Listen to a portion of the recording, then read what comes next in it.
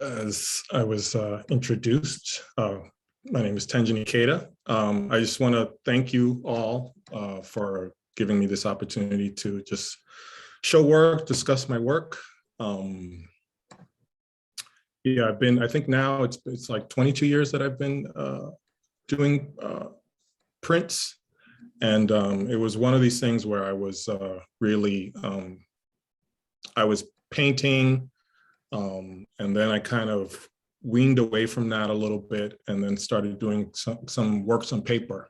And actually, I stumbled in the Art Students League because for many years, I would tell people to go there because the cost was, manageable in terms of like classes and things like that. But I had never been there myself. So I decided one day, let me just go, show up. I went there. I got a pass to go up to the print studio, which at that time was, I think, on the 5th floor, like one of the studios, and then the lithography was on the 3rd, I believe. Went in, didn't know what I was looking at, just decided to take classes and bought all supplies to do like etching, all these different things, and then also relief printing. And then I started relief printing and it just kind of snowballed from there. And that's what I've been doing for the past 22 years. I've done like one lithograph. I've done some mezzotints, aquatints type of thing, but yeah, relief printing really kind of spoke to me. Yeah, so I'm gonna share some work, hopefully. 1 second, sorry. Yeah. I should also say, while I'm getting the files ready, if you have questions or comments, please put them in the chat and we will read them at the end of the presentation, of the talk. So I'm going to share the screen now, Tenjin. Okay. Okay. Bear with me one moment. Okay. Another skill we have to learn as artists. Yes. It never ends, right? Is this the first one that you'd like to share? At this point, whatever you show, I can just talk about. Okay, I'll do that, and I'll. So this piece was at. So I did a artist residence at Gutenberg Arts in New Jersey, excuse me, Gutenberg, New Jersey. And last fall, from September through December.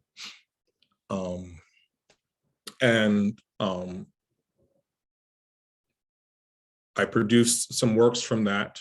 This is not from there, but this kind of subsequently after the residency, this is kind of work that came out of that and just kind of thinking about, what the next images were going to be, or what was on my heart, what was on my mind and thinking. And this is one of the images that came out. And this was in a solo show. This is why I referenced Gutenberg, that they gave me in June of this year. This piece is called Taking Them to Sacred Spaces. And a lot of my work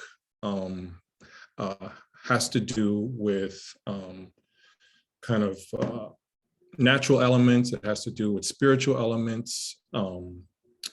My mother was a practitioner of an African-based spirituality. So as a child, that was kind of my exposure. We weren't kind of like Christian or anything like that. So my point of view was very different from a lot of people.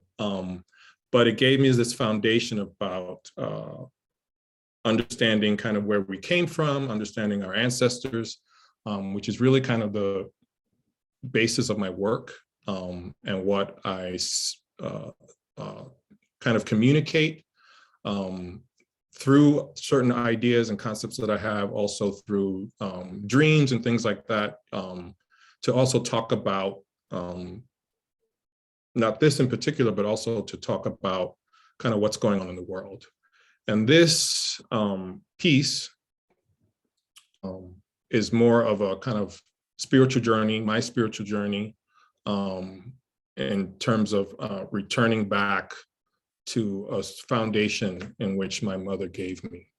And it's actually kind of multi blocks. The figures are one block. The motif of the heads and the design on the left-hand side is another block. And then the color elements are also just various kind of things that I just drew and just kind of use in creating other imagery as well. And this is probably about, I want to say 24 by 30, 25 by 37, somewhere in that range. And I used to do a lot of color reduction. And so and I haven't done it in a while. So this was my way, this is one of my ways, along with another print that I did, of kind of incorporating color without kind of going through the reduction process. So you can go to the next image. Oops, not that. Oh my God, I'm so sorry. Here we go. So, is that okay? Yep, this is good. So this is called Not Trying to Get By, Trying to Get Free. And this kind of came out of, this image kind of came out of, during this time of COVID. And there was a lot of changes going on, a lot of internal changes going on. And, kind of wanting something a bit deeper and broader and more profound in my life. And so this was the image that I came up with. Again, working with the idea of color, but also black and white. Sometimes that can be a little tricky when you're just kind of doing really bold graphic imagery. But I think the colors that I selected speak really well of it. And a lot of my art also just has a lot of textures, has a lot of layers. There are things within things, which I kind of like that idea of that you see this thing, but then there's something kind of behind it. Working with the silhouette as well. I've been doing for a few years now. Again, this idea of you kind of know that it's a figure, but there's also something kind of behind that. Who is this figure? What does this figure represent? Yeah. Next slide. If there's one part that you want me to zoom in on or anything, let me know also. Okay. So, yeah. So this is called Portals and Incantations. And this is about 30 by 40. And it's another multi-block print. And when I was drawing it, I originally just had the one figure on the right, just kind of on the linoleum. So I just draw directly on the linoleum. I used to kind of maybe plan things out, but as the years have gone on, I just kind of draw directly. And a lot of my work is kind of spontaneous and intuitive. So I had this figure, and then I started drawing these circular shapes, just kind of in various configurations. And then the other figure was added, and I wanted the image to kind of be in water.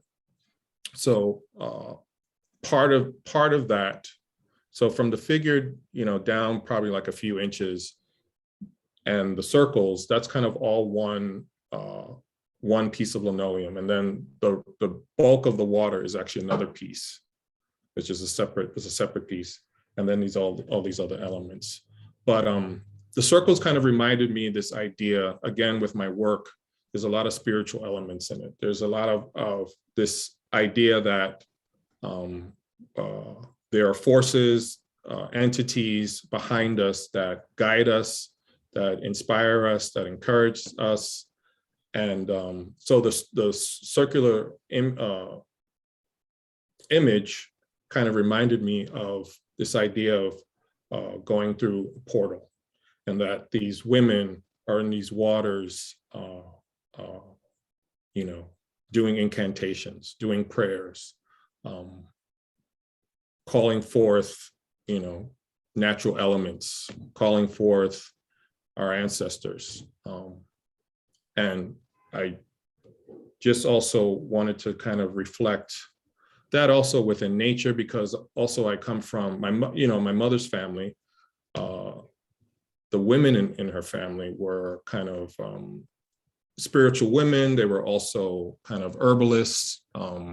You know, in Puerto Rico, you go out into the mountains, you collect some herbs, you create remedies for healing, for cooking and things like that. So that's kind of what inspired this. And also the yellow in the image, I basically just took a brayer, I rolled ink on the brayer and just rolled it directly on the paper. So there are 6 of these, and each print, the yellow is different because it was just all done kind of spontaneously. So in some, like the yellow comes down over some of the figures, it goes into the water, which changes it because, you know, changes it to a green because of the yellow and blue mix. You know, this was actually a print that I was really pleased with, to be able to work in that way. Next.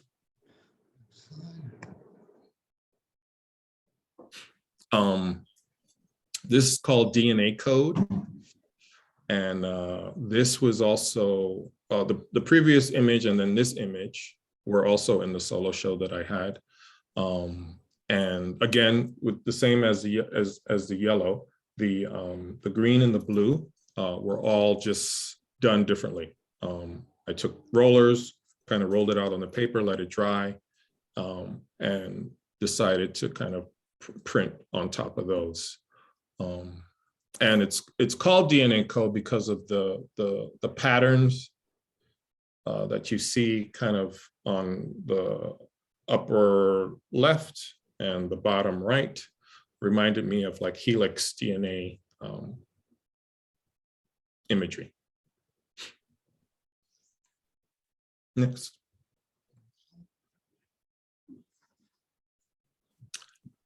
So this is called, this is kind of another nod. I've been thinking about my mom and a lot. She passed away probably like 15 years ago. And but thinking in terms of the foundation that she kind of gave me, this rich sense of culture and heritage.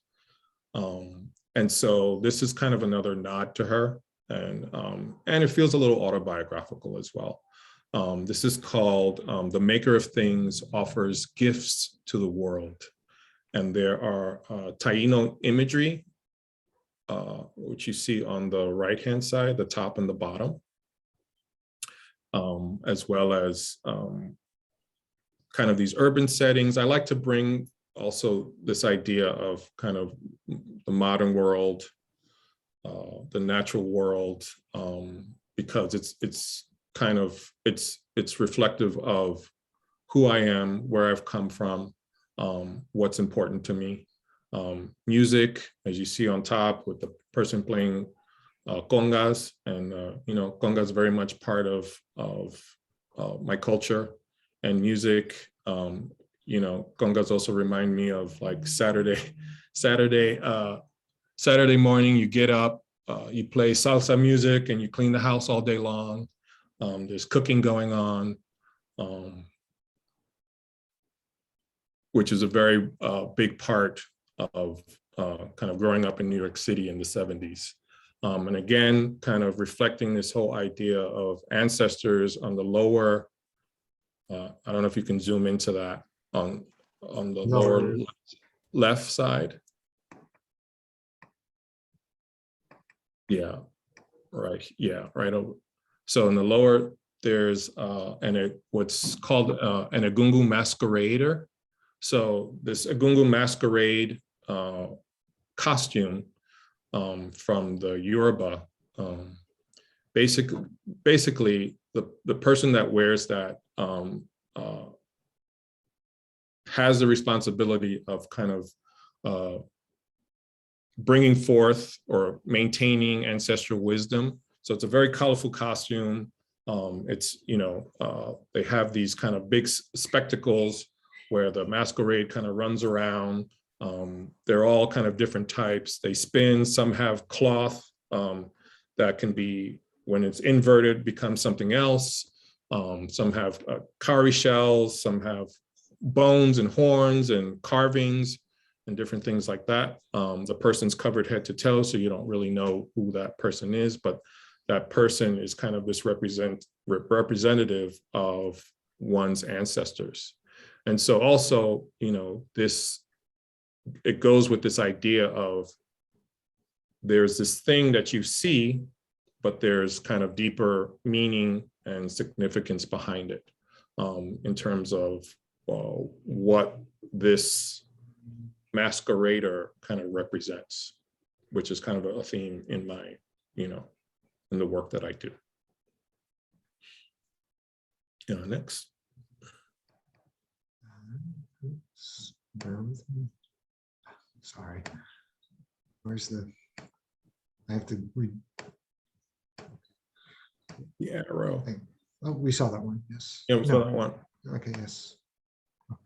That one. So this actually came out of, so 2020, COVID showed up, and COVID showed up, and a lot of things were going on in the world. A lot of things were going on in the United States. There was a lot of, tension and murders and, just angst and all these kind of things. And so, and thinking about like how to respond to all of this, this was one of the pieces that came out of that. This is called Cowries, Manila, and Beads, What Are You Worth? And the imagery, if you can see these kind of little like horseshoe shaped things are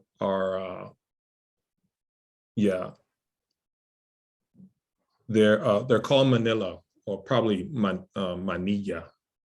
But basically, in and of themselves, they have no value,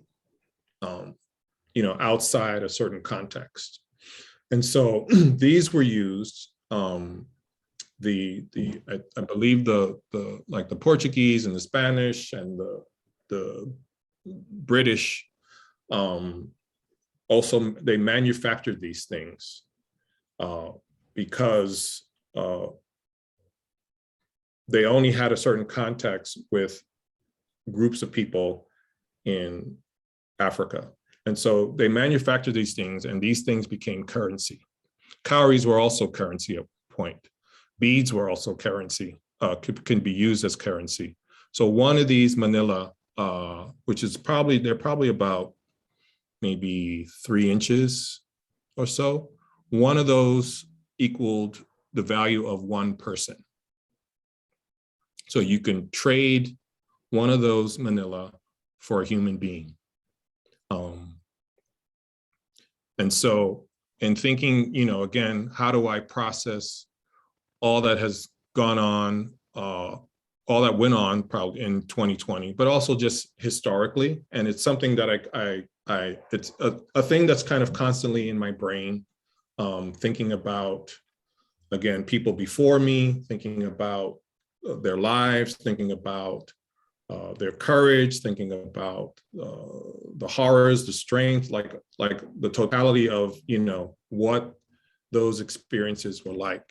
And again, having this foundation of a mother who instilled this idea of those who come before us, we stand on their shoulders. And I know that that's kind of has been a catchphrase, a lot, and it's kind of like sort of like a trendy kind of thing, but it's something that was really instilled in me, and it's something that I deeply believe, and I try to honor. And so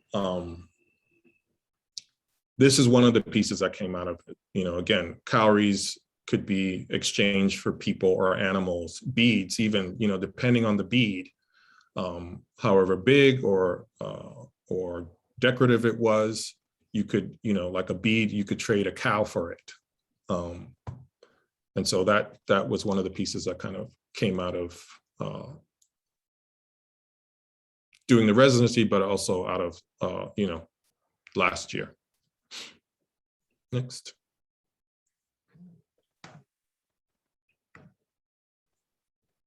So this is also another piece that I did during the residency.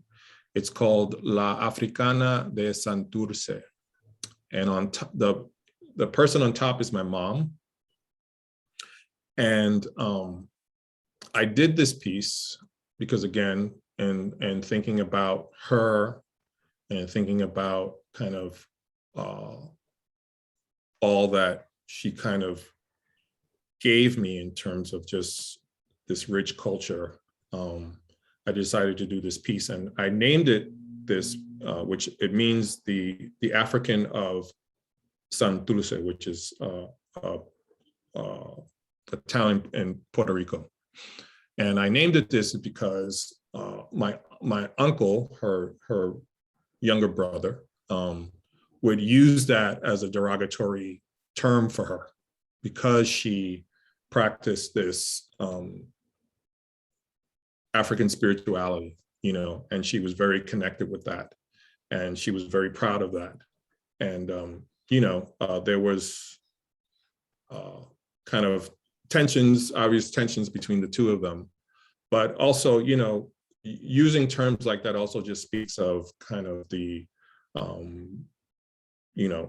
internal hatred, also, idea of colorism, all these things that we as Black people experience. But, I just wanted to give a kind of nod. I mean, you can zoom in a little bit with it. Yeah, so you see the Puerto Rican flag in the center. There is, again, this figure, which is kind of a Gungu kind of masquerade, which reference kind of these African roots.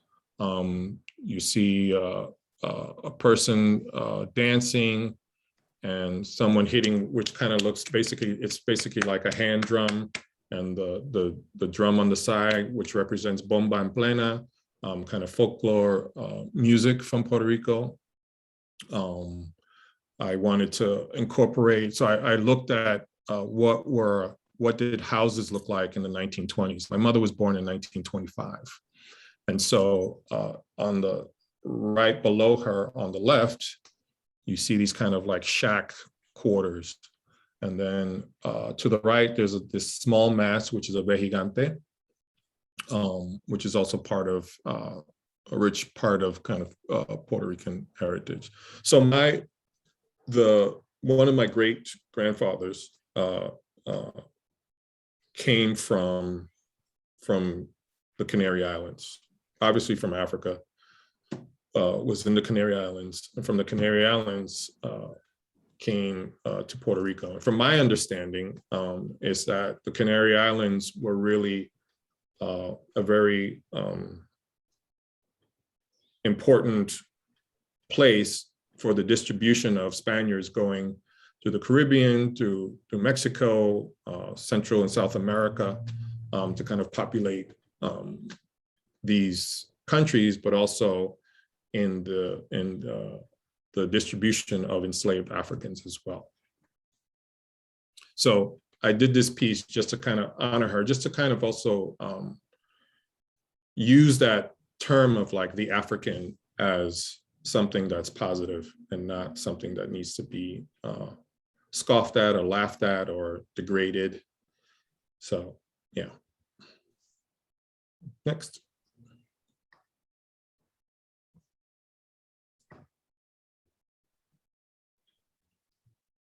So this piece, again, this is one of the pieces that I did during the residency. And it also kind of stemmed a lot from what was going on last year in terms of just police violence and the protests and this whole idea of like hands being up. And people, even in this idea of surrender, you're still vulnerable. And it's not necessarily kind of a safe thing for you. So the title of this piece is called, what's the,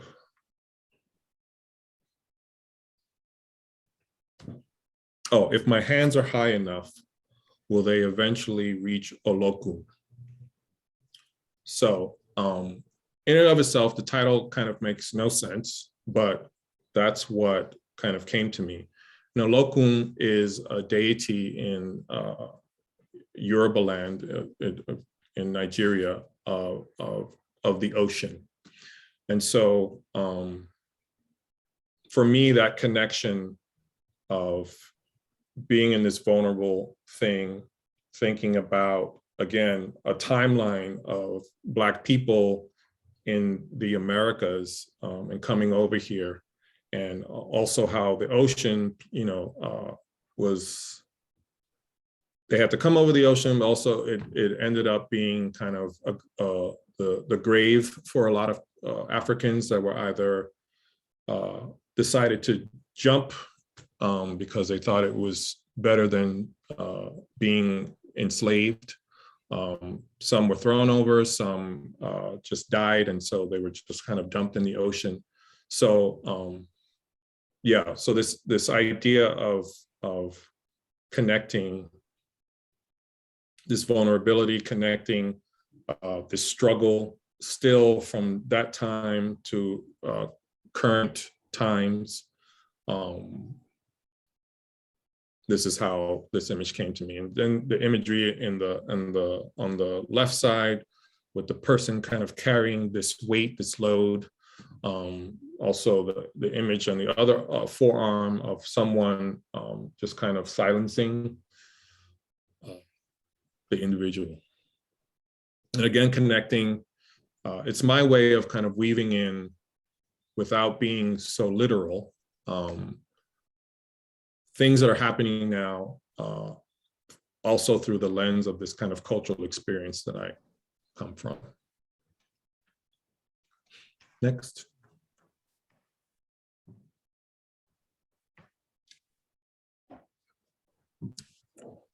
This is another image that came out of the residence. This is called Hold On To Your Ori, or They Will Tear It. So one's Ori, against a Yoruba, believe it's a Yoruba word, is one's head. So it's your physical head, it's your inner head. You can think of it as kind of your inner consciousness. But the piece just kind of speaks of, you know, being able to be responsible for your own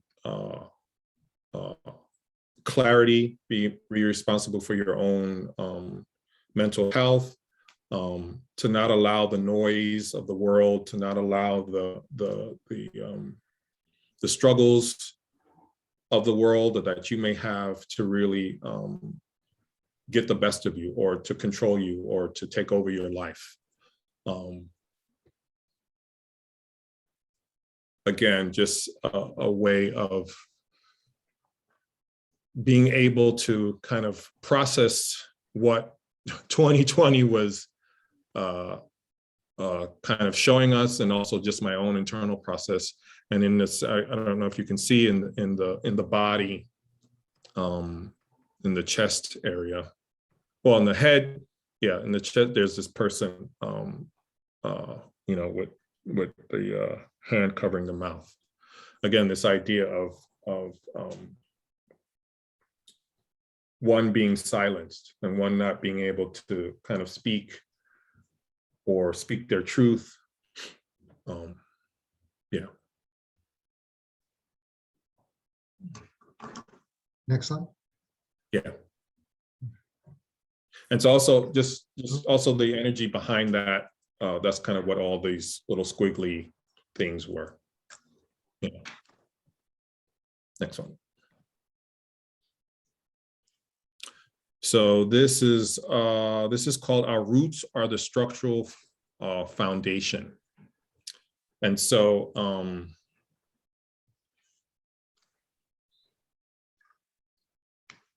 our roots being, I was playing with the idea of one's hair in terms of the locks of the individual people that are here. Our roots within the figures are, again, also these ancestral masqueraders. Our heart being a foundational root, but just also this playing with this idea of as human beings, you know, what are our kind of structural, what is our foundation, you know, the evolution of humans coming from the continent of Africa and spreading throughout the world. And also, you know, using the imagery on top with this kind of circular things with the rods kind of reminded me of some type of kind of organic thing that you may see kind of microscopically. But yeah, so the silhouette, you know, it's a kind of generic thing, but it's, you know, there's one female, one male, with this foundation that can kind of move you through the world and move you through life. And again, with this idea of like, we stand on the shoulders of those who have come before us. And if we really kind of anchor ourselves into that foundation, it'll get us through. So, next. That it? That might be it. Let me see. I'm going to stop sharing for a moment and see that I make sure I got everything. I think, yeah, that's what I downloaded from what you said. Yes, I think so. Okay. Yes, that looks like it. Yes. Could we have a question in the chat? Let me, or we have a few questions. Let me see. So Ruth asked, I'll go back to the image about what looks like blueberries. What is the significance? So I'm going to share the screen again. I think it was the second slide. 1 minute. Share this. This one here. Yeah. She was asking about that, I believe. Yeah, it is a blueberry. And honestly, it was just a form that I liked. And there's that peacock blue that I really like to use. So it was just a thing that I just kind of added in there. There's no real kind of profound thing about it. Just also, it's just part of kind of the natural element. Yeah, that goes with the piece, just besides the flowers and the leaves. Okay. Sorry, bear with me. Why did I lose the chat? I'm so sorry. Trying to jump around between all these things. There we go, chat. Another question is asking, you mentioned that one of your pieces, this is from Robin, one of your pieces is 30 by 40. Are they all that large?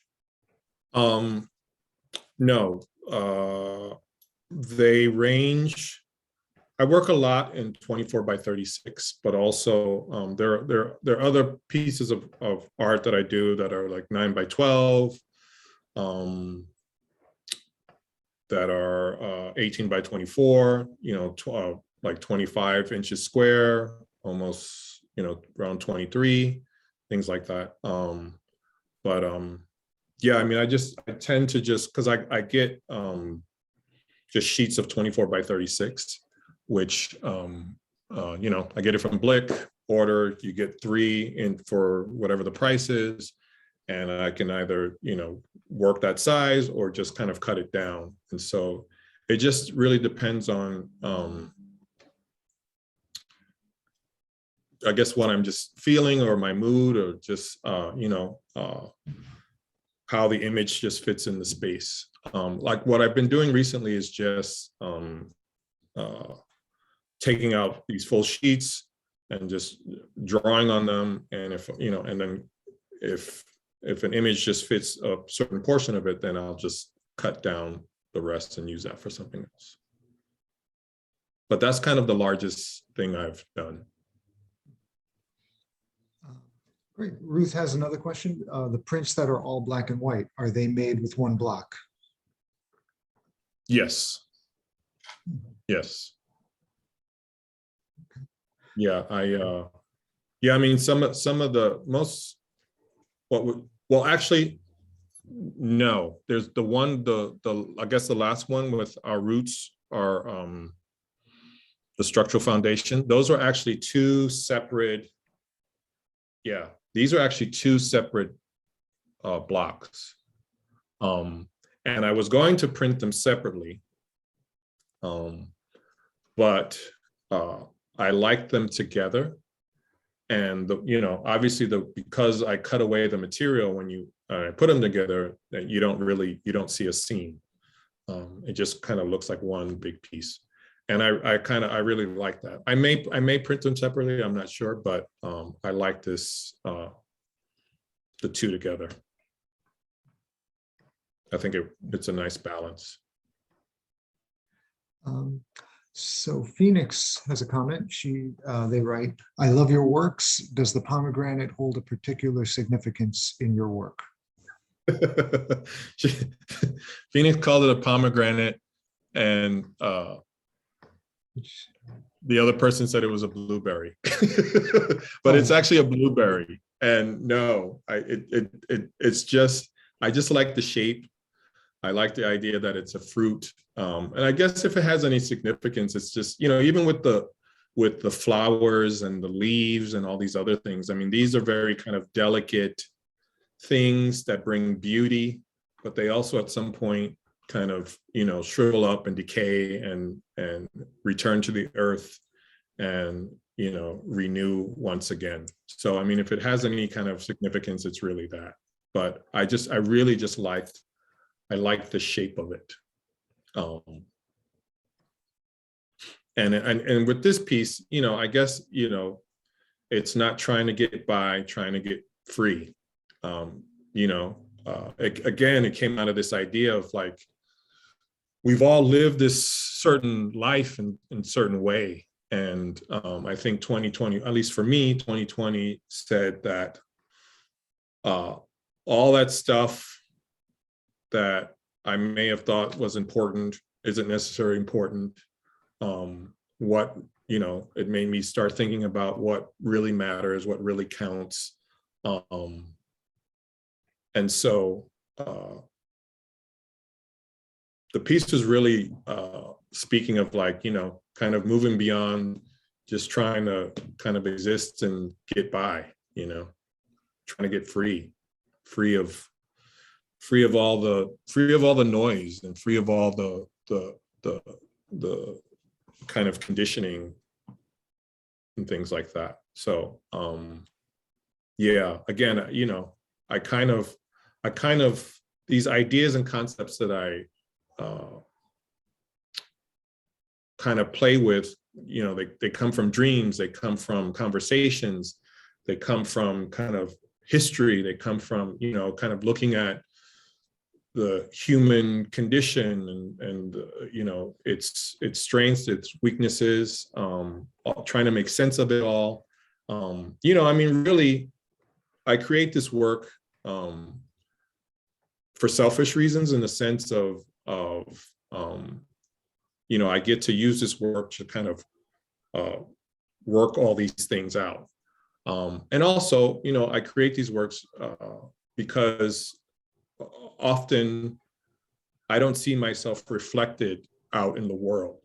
And so this is the one way where it's just like, I can kind of download all these things in my brain and create whatever kind of comes out. You know, I don't really control much of it. I really let it spontaneously just kind of flow, and whatever it wants to do, however it speaks to me, you know, all thinking in terms of also in balance, and, you know, how things relate to one another, even working with black and white, lights, darks, you know, just very subtle cutting in an area can really change things. Placements, just even, you know, we're looking at this piece, you know, with the flowers, you know, it wasn't planned to do that. But I thought, okay, well, let me try adding some color. And actually this was the first piece of this type thing. It was just like, let me try adding some color. And I had these pieces, you know, I like the idea of flowers. So it's just, you know, I created flowers and kind of just did placements in balance. Yeah. Okay, there's a question from, and forgive me if I mispronounce this, Sei Adebanho. They say, I love that you mix ancestors, past and current political elements in your work. Can you tell us about the time, labor process of this work? From being inspired or having dreams, how long does it take from start to finish for your work / art practice? So it can be something that's, you know, maybe like a week or two. The larger pieces can take a month, 2 months, 3 months sometimes. Because I'll just, you know, the image may start off. So the title of this piece, for example, there was a lyric in a song that's kind of similar to this. And I kind of, you know, it resonated with me. And it connected me to kind of what I was feeling of, again, this idea of freeing myself from all this external kind of noise and pressure and things like that. And so, you know, what does that look like? What is trying to get free look like? You know, does it look like someone jumping up? Does it look like, and for me, what that meant was internal work. So opening up the self, going within the self, and looking at the self and being very honest with my participation, you know, in it, you know, in my own kind of traumas and delusions, as well as kind of external sources. And, you know, looking at it in an honest way and doing whatever work necessary to kind of change that. So, you know, like, so once that's down, so again, using this silhouetted figure, it could be me, it could be a man, it could be, you know, whoever.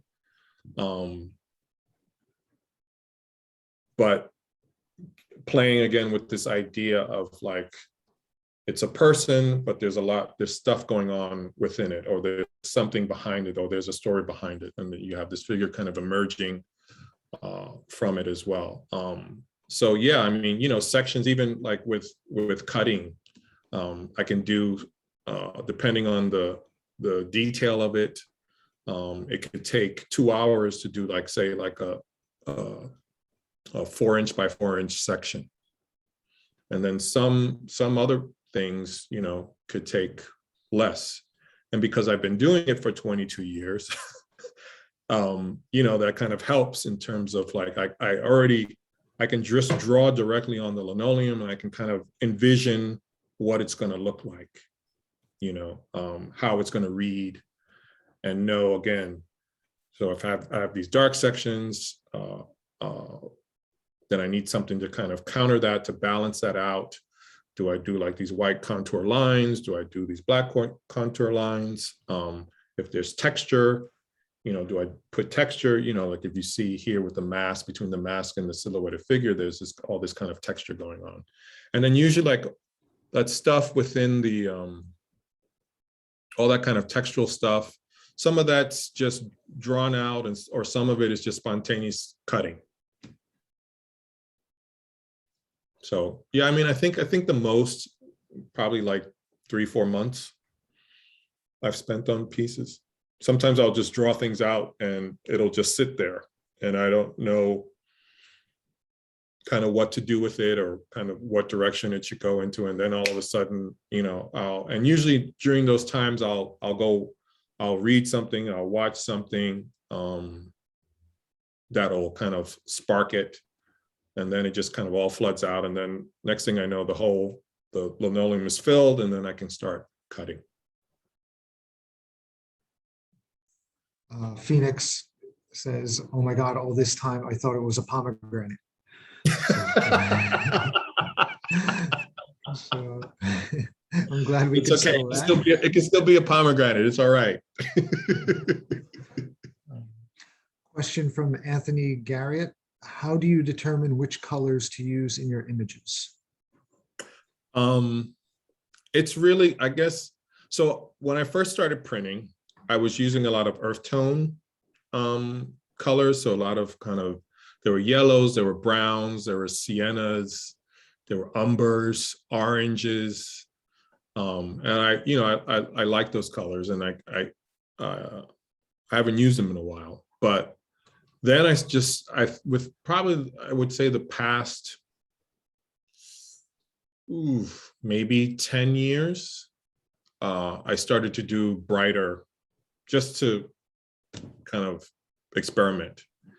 And when I say that was mostly, I was doing colors mostly when I was doing more of color reduction. So for those who don't know, color reduction, you take one block or one piece of linoleum, you draw on it, and you use that one block for all of your colors. So you have to plan it out. You usually work from the lightest colors to the darker colors.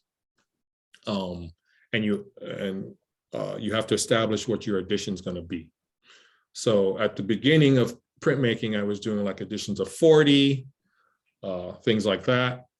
So imagine, if you have yellows, you got to print 40 yellows, and then you're carving in between each color that you lay so that you reveal the previous color. And then you keep carving until basically the block is kind of useless.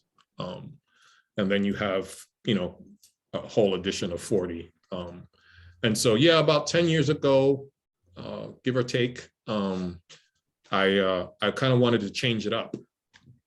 And so there were certain colors that I had used before that I like. One of them is this green that you see in there, and this peacock blue. Yellow for me has always been a color, even when I was painting. It reminds me of energy. So it's a color that I use a lot. Orange, again, another brightness. Red, like I'm attracted to that too. And I think I have a good sense of color. So I kind of can see like what things work with one another. And so that's basically how I kind of approach it and determine color use. Question from, one moment, please. Question from Aneda, who says, I love the use of the heart in the art. Does it represent your love for where you come from or the significance of your mother, or is it all that surrounds you? I think it's kind of all of that. And also, you know, the heart is it pumps, it keeps us going. We feel heartache, we feel elated, we feel love. Yeah, it's kind of all that, all those things. You know, and I didn't want to just draw the, you know, kind of Valentine's Day heart. I like that it's a physical heart.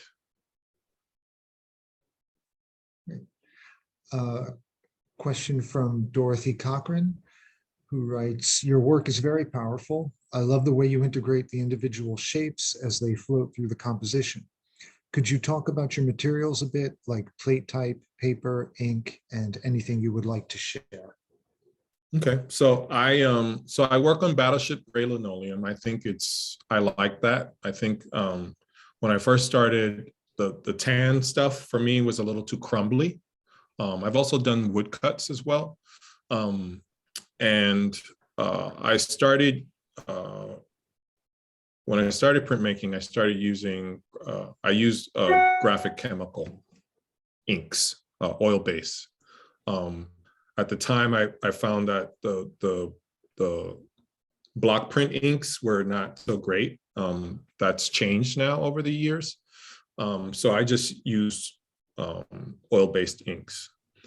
And I just started, the past few years, I just started using those, what are they called? Carigo, the kind of oil-based, but you can wash them with Carigo. soap and water. Yeah, Carigo.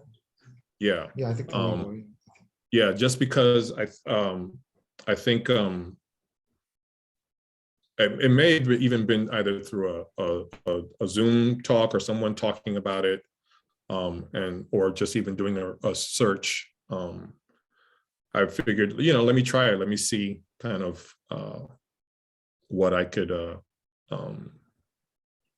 you know, get out of it, because I still wanted, again, because I was doing a lot of reduction work.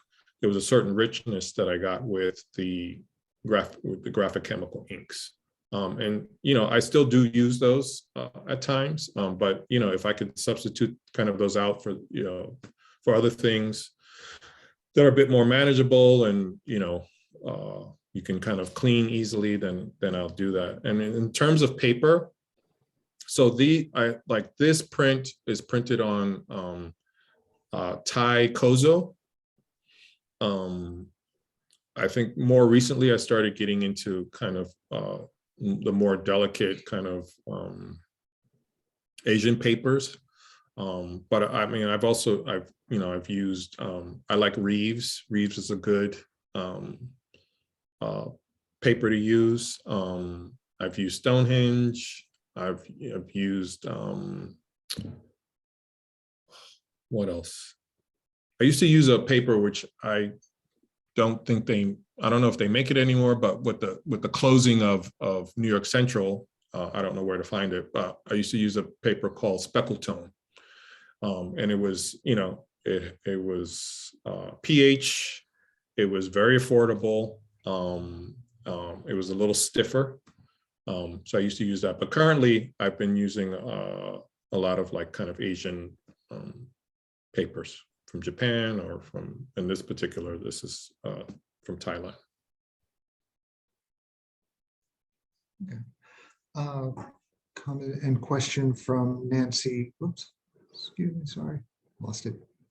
Bear with me. Nancy Doninger, who says, I admire the way you seem to find a balance in the process, even though the pieces are not planned, especially of solid black worked patterned areas and the paper itself.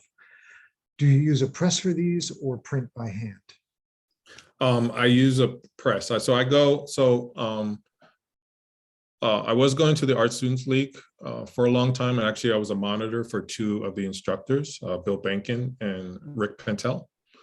So I was there basically like 6 days a week. You know, I'd go in the morning, go to work, and then weekends. And then I moved to Jersey. And so I was looking for a place. And so, you know, I was kind of going back and forth into Manhattan, and I was kind of looking for a place that was a bit more closer.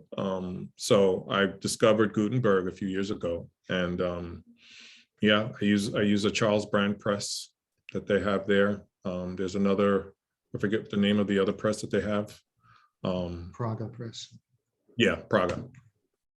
So yeah, so that's what I use. Anita has a follow-up comment saying it's beautiful. So Thank you. Ruth has a question. Are your linoleum blocks mounted on wood? Currently, no. I used to buy mounted linoleum, and then there was a flooring place, I think it's called Aronson's on 17th Street in Manhattan that I was going to. I discovered them, and I was buying it by the yard. And the only reason for me to have wood on the back of the linoleum was when I was doing color reduction, because I would kind of flip the face side down on the press. And so that was the only reason I would have wood, you know. Otherwise, yeah, I just use the plain linoleum as is. I actually have a question. Do you have any shows coming up? Any projects you're working on? Anything you'd like to promote or talk about? Yeah, you know, one of the good things about social media is that you can put your work out in the world. And so on Instagram is mostly where I use that solely just to show, you know, to put my work up, and I'll show processes and things like that. And someone actually reached out to me, who's the associated art professor at Florida A&M, and invited me to do a show.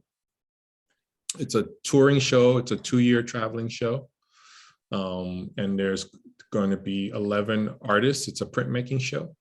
And so it's going to tour kind of throughout the United States, and potentially outside of the US. So that's coming up. I know the first place it's going to show is Norfolk State University in Norfolk, Virginia. And that will start in February of 2022.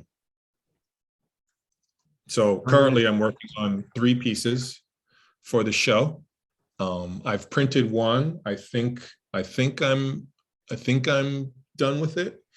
And I'm currently starting to cut the second image. The third image I'm still kind of stuck on in terms of just drawing it. Like there's a lot that's been drawn, but there's an area where I'm kind of trying to figure out what I'm trying to say. Yeah, so that's kind of what's going on. And I shared your Instagram handle in the chat, which is just your name at Tenjin _ Ikeda. Yes. So great, people can follow you there. Are there any other questions or comments that people have?